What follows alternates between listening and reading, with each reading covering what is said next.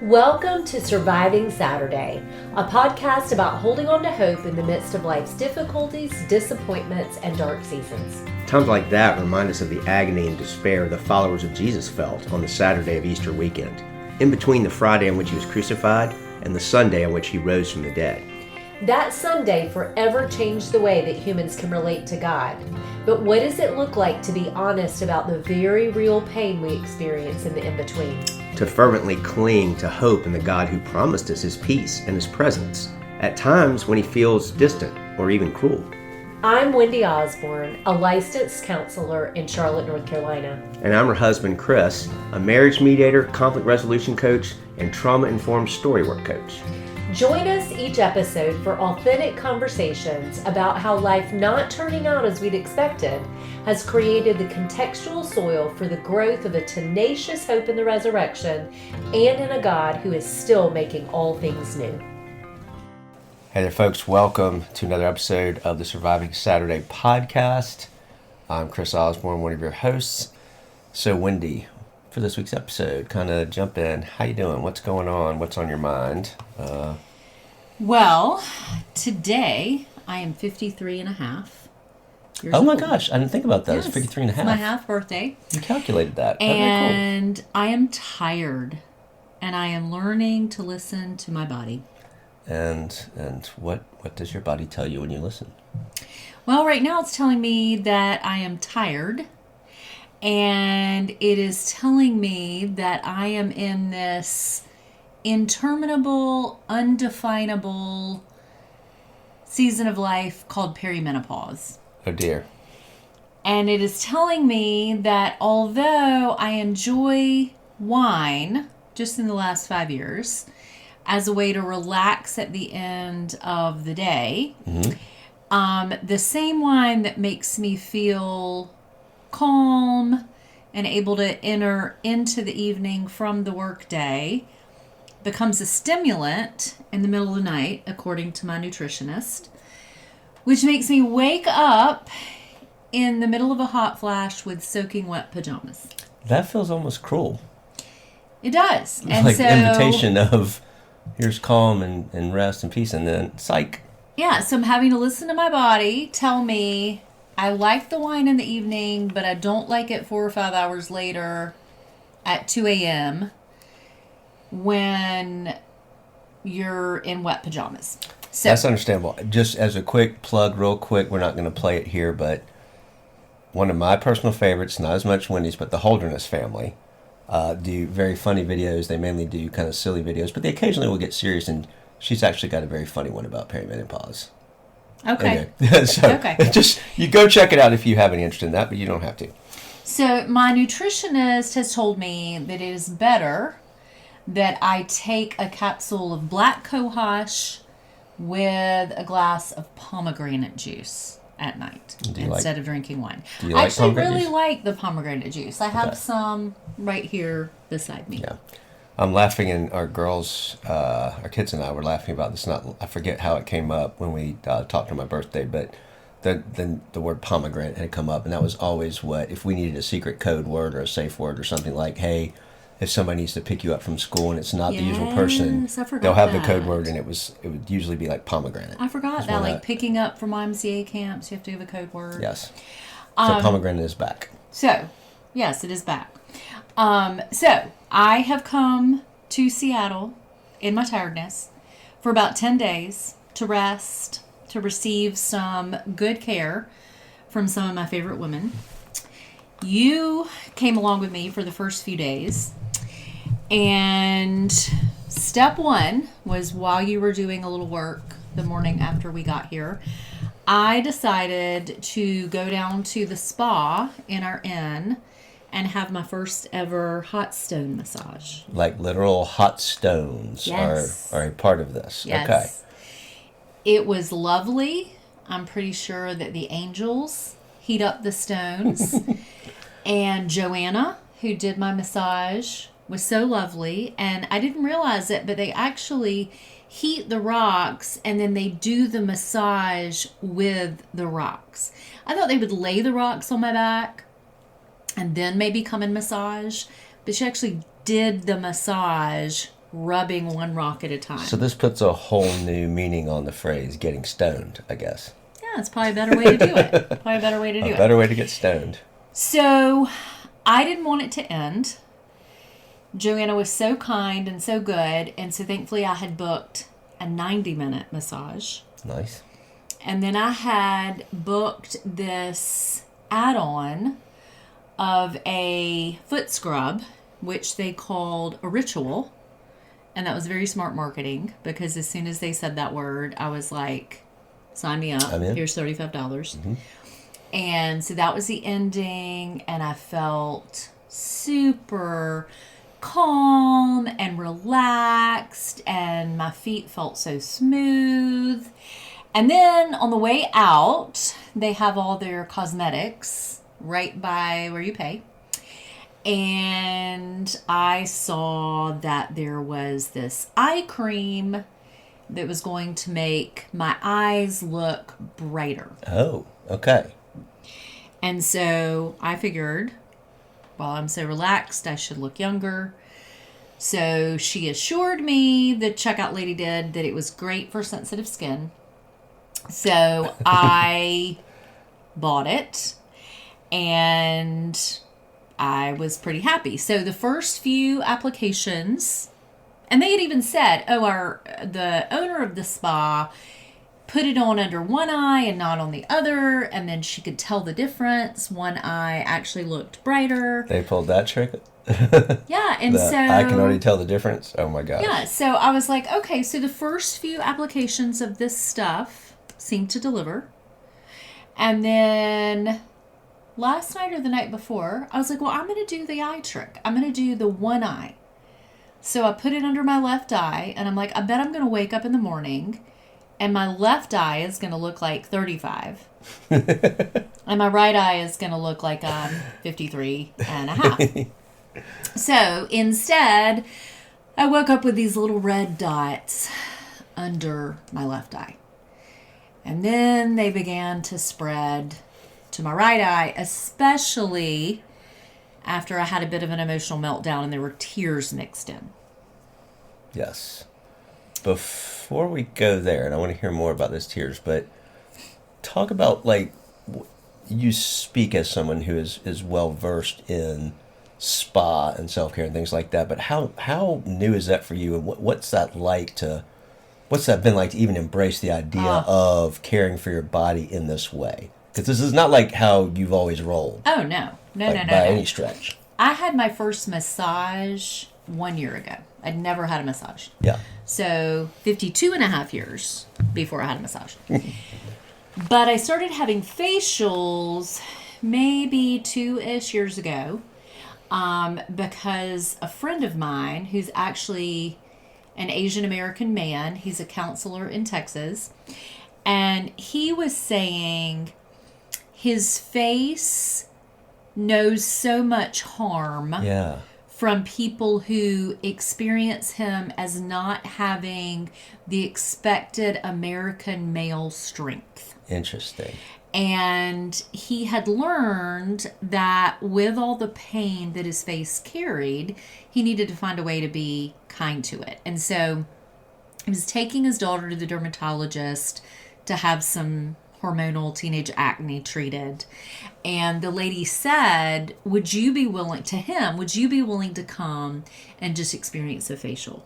Wow. And so he described what it was like to have someone very gently and tenderly touch his face, like as if his face were good, and not as if his face were not meeting the standard for American masculinity, but as goodness. And so when he told me that, I was like, gosh, my face has experienced a lot of pain, and there are places in life where I have been very unkind to my face out of some painful experiences.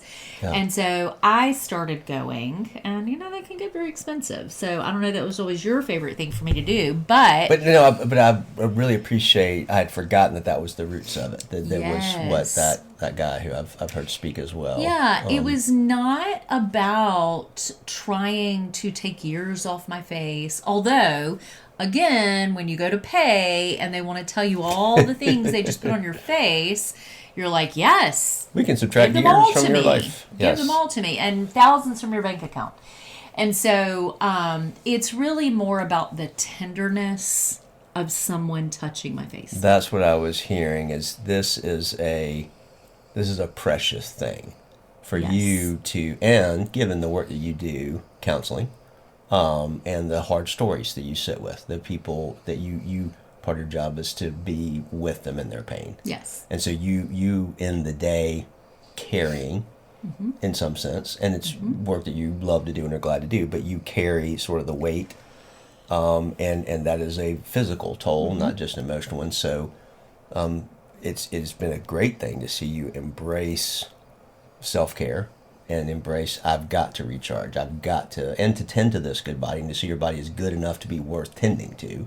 That feels like a very hard fought battle. Yes. Yes. Yes. It's been decades of fighting. So you alluded to an emotional sort of breakdown, though, that contributed tears to the mix. What do you want to tell folks about, kind of where that came from, or what was that about? Yeah. So first, let me just say that I did notice this eye rash was not in my eyes, under my eyes, but this rash being associated with tears probably about 7 years ago. And it took me a while to catch the pattern, but I realized it's really connected to grief for me. And to me, it's as if my body is still afraid of my own tears. And so it responds to them on that sensitive part of my skin as if they're a sort of threat. So the truth is that I stopped crying when I was pretty young. I was probably 5 or 6. And those tears stayed away for decades. And that was because the emotion of sorrow was overwhelming to the adults in my life when I was little. And no one knew what to do with my sorrow or my tears except insist that I stop demonstrating sadness. Well, there even was, to name who, but there was a family member who kind of mocked your tears. Yeah. I think people didn't know what to do with Right. the sorrow because I think they didn't know what to do with theirs. Yeah. And so the best thing to do with mine was to make it go away. Yeah. So I learned to comfort myself by not needing much of anything from anybody. And I became really self-reliant. Yeah. So one story that comes to mind that I think is formative in all of this and how the day unfolded is an experience I had when I was 11. I had really, really, really wanted a 10-speed bike. Okay. I wanted to graduate from my little kid bike.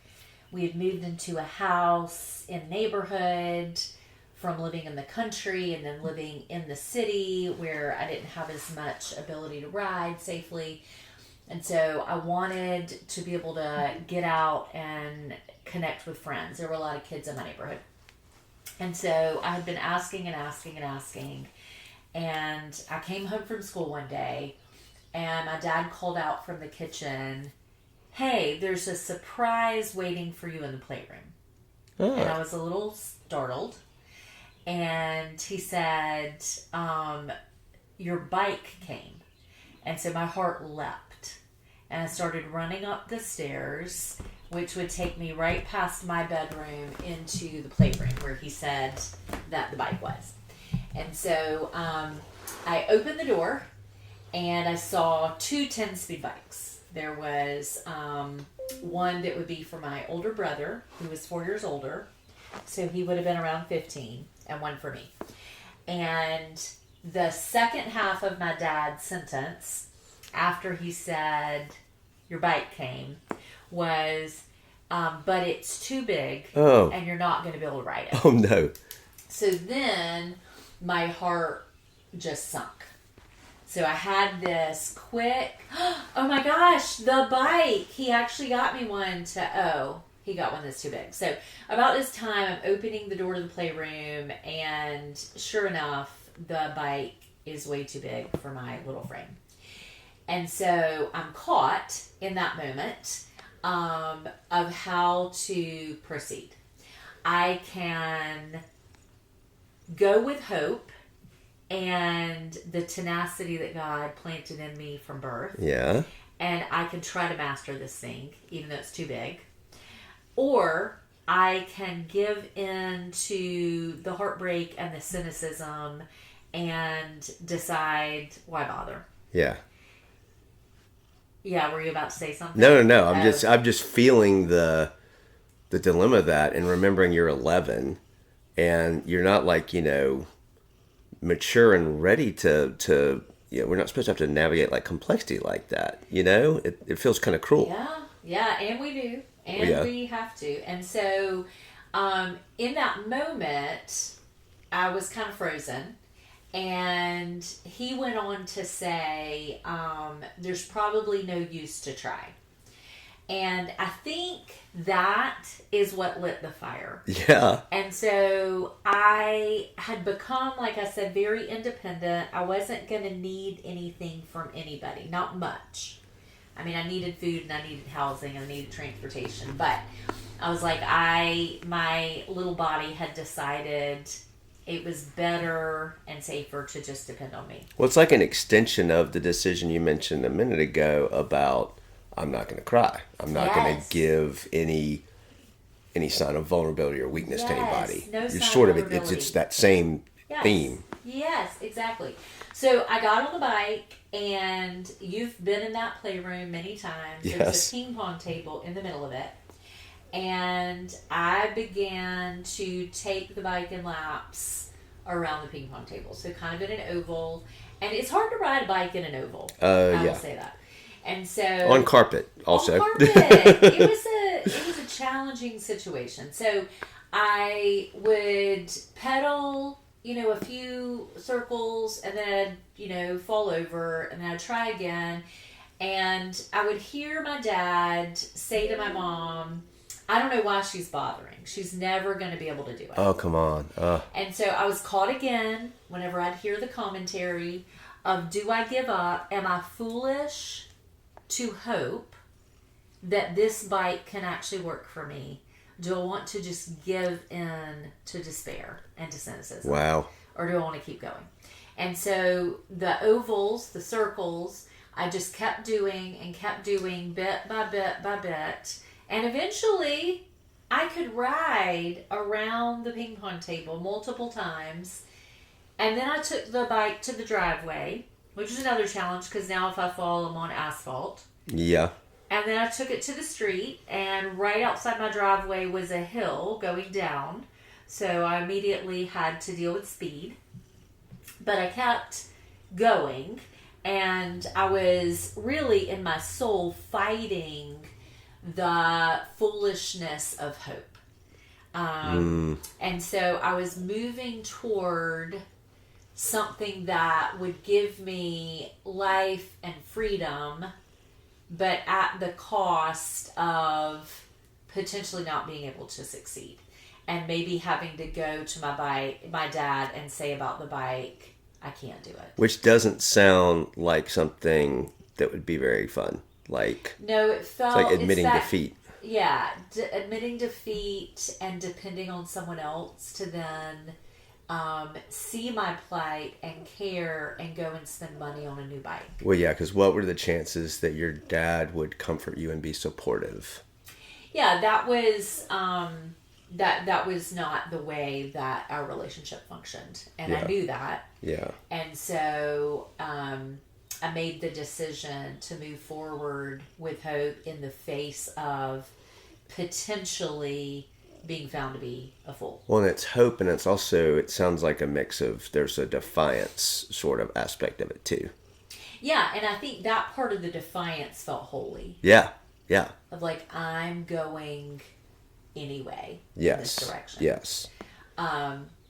So, I want to shelve that story for a minute and come back to the day after this or the moments after this fabulous massage. Okay, yes. And I came in with a hope and an excitement to connect with you. So it's a little bit like, anticipating walking in the front door and there being this glorious surprise of something I'd wanted. Because I had been lying on the massage table and thinking, oh my gosh, what a great day. What a great beginning to my self-care retreat. I'm being so tended to, and then I'm going to go have this wonderful afternoon in a gorgeous place with my husband. So as I walked in the front door, the proverbial front door, which was the door to our room. Our tiny little room. It was not expansive. It was pretty, but it was tiny. And I've taken over sort of with my work stuff, and kind of the desk is sort of... Yeah.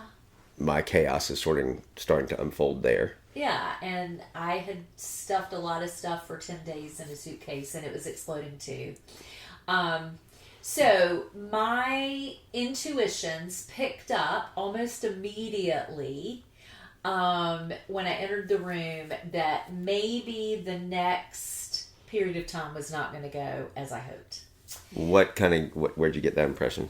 Well, I noticed on your face and I heard in your voice that your time had not gone as you planned.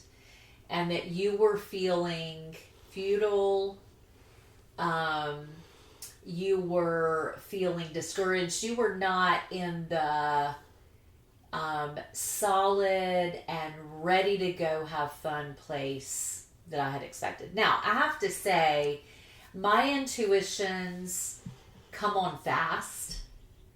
They're not always at an A+ level. They generally are passing. When you say,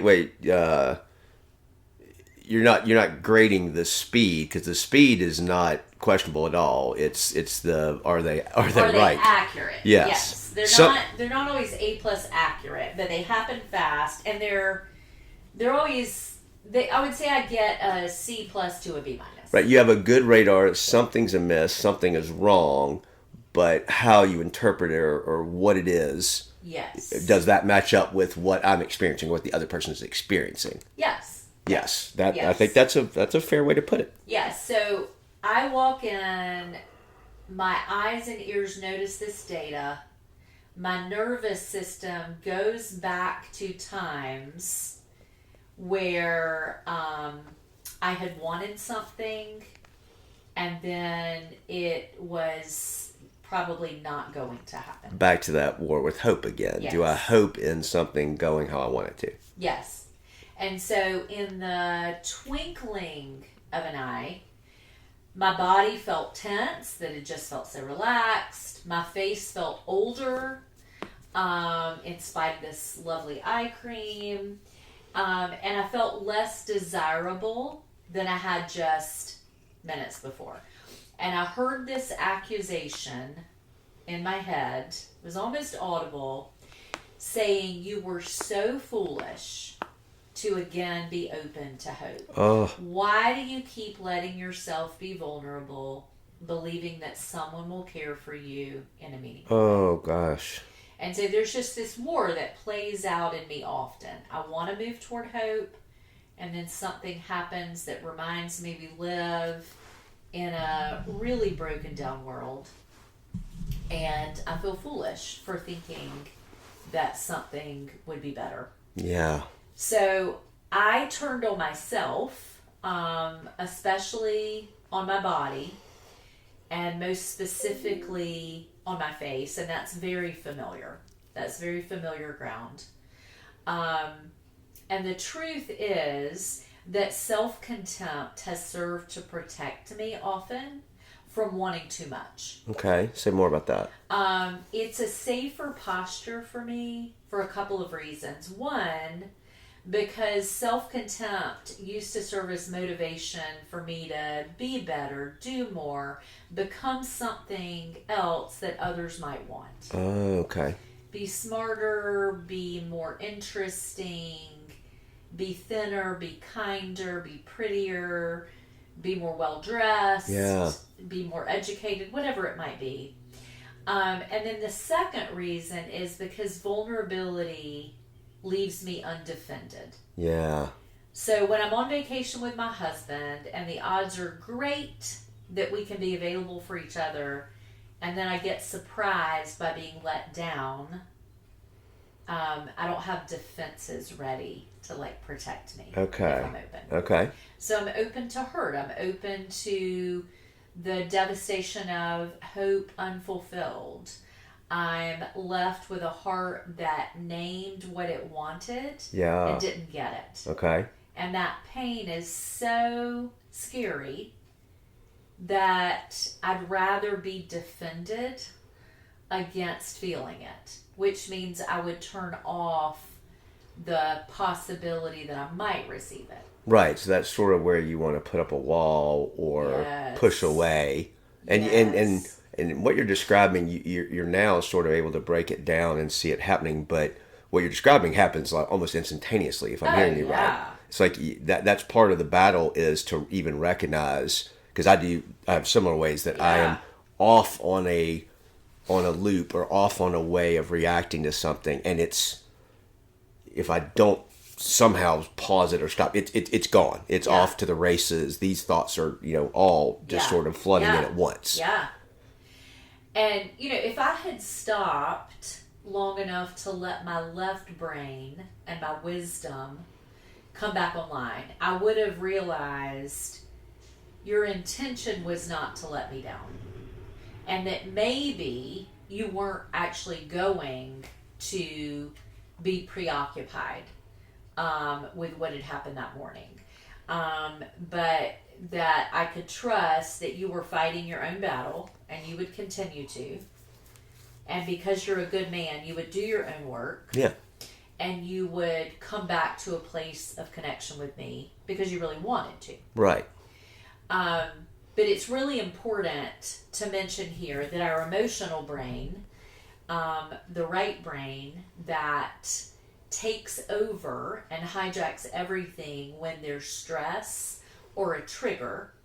And the specific part I'm talking about is our amygdala. Yeah, the limbic system. Yeah. Even it's not so much right left, but it's like the primitive part. Yeah, it's a doer, the amygdala is, and not a thinker. Yeah. So it just reacts to stimuli in the present that seem to match the data of past times. In my case, past times that I've been let down, left, abandoned, not chosen, not wanted. The list gets really long. And the amygdala, if I understand right too, I'm learning about this, but it has no sense of time. No, That's part of the problem. it's all the same. Everything is immediate for it. Right. It's like threat now. Yes. Yes. And it almost can shut off the access to the frontal lobe, the prefrontal cortex that is, hey, let's assess this. Yeah, it's like the smoke alarm in your house. It doesn't know if there's smoke because you burn the toast or there's smoke because the chair in the den is on fire. Yes. Okay, it's going to alarm. That's a great way of putting it. Another way I heard it put, I remember somebody sharing with me one time was, if you're driving down the road and a deer comes bounding out in front of your car, you want your system to respond instantaneously. Yeah. Slam on brakes, swerve. That is super helpful. It's your brain doing the right job. Yeah. The question is, do you want to drive around like that all day? Yeah. Like that's not the mode you want to stay in. Immediate response, that must be a threat. Yes. Here I go. That's what we have to be on the alert for. Yes. It's doing the right thing. It's not, aberrant or dysfunctional. It's doing the right thing. It's just it doesn't always know am I needed. Yes. To this degree. Yes. that it wants to come into play.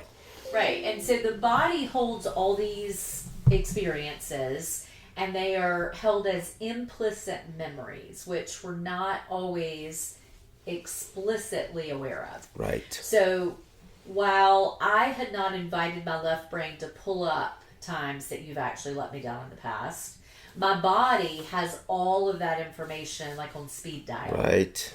And in the twinkling of an eye, again, I react accordingly. So in this case, my annoyance came on clearly and it came on strong because I was so disappointed. Yeah. And I protected myself with being annoyed.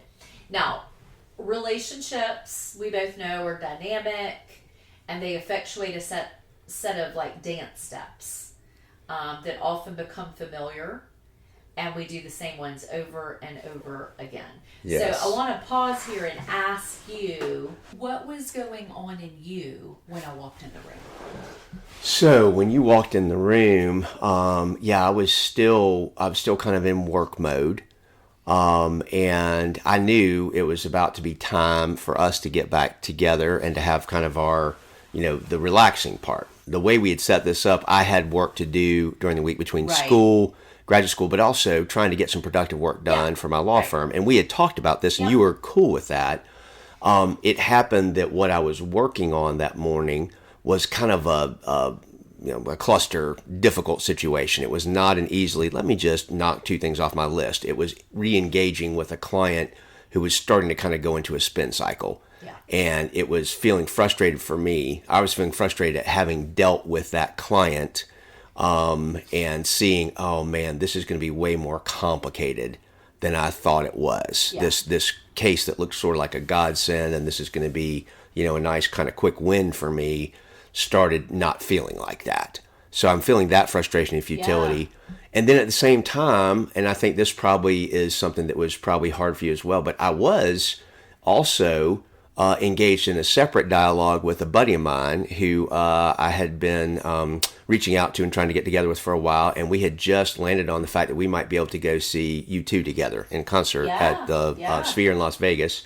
And he and I had started a text thread communication where we were actually communicating about that. And I also had something I was kind of excited about and looking forward to, but we were starting to make decisions about the logistics of that. And part of the challenge with that, and we'll come back to this next time because we want to pause this episode here, and we'll go more into sort of my internal dynamic and what started getting stirred up between us. Because I think your metaphor of the dance is really something I think it's good to spend some time with. But part of what was happening for me is I did have some engagement about this exciting opportunity as well. Both of those were sort of going on in me, and yet I started thinking about the logistics of the decision making with him, and I think he operates kind of like me as well. We were like, well, where should we sit, and what day is best, and all this, and so I started kind of looking at all the aspects of that. But what you could tell, I'm sure, when you came in, is my heart and mind were engaged elsewhere. Yeah. And I think that's what felt like a letdown. Yeah. Oh, yeah. And as we'll see in the next episode, it's because of my expectation, not because I don't think your mind should ever be. That's right. Absolutely. That's right. So, so we'll pick it up with you next time because there's always 2 stories going on. Absolutely. And we'll unpack kind of because the conflict sort of debilitated from there. I wish we could say we caught this one as it was happening. We didn't. And it took us some hard places, and we hope it'll be helpful for folks who are listening to hear about that, and to hear about what it's like to unpack it in light of our stories afterwards. Yeah. So I will look forward to hearing from you next time. Take care. The Surviving Saturday podcast is brought to you by Nurture Counseling PLLC, a counseling teaching and training center based out of Charlotte, North Carolina. We help families flourish one story at a time.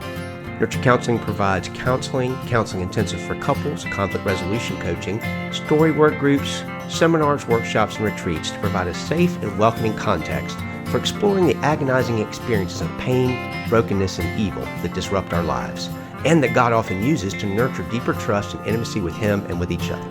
You can find us online at www.nurturecounseling.net.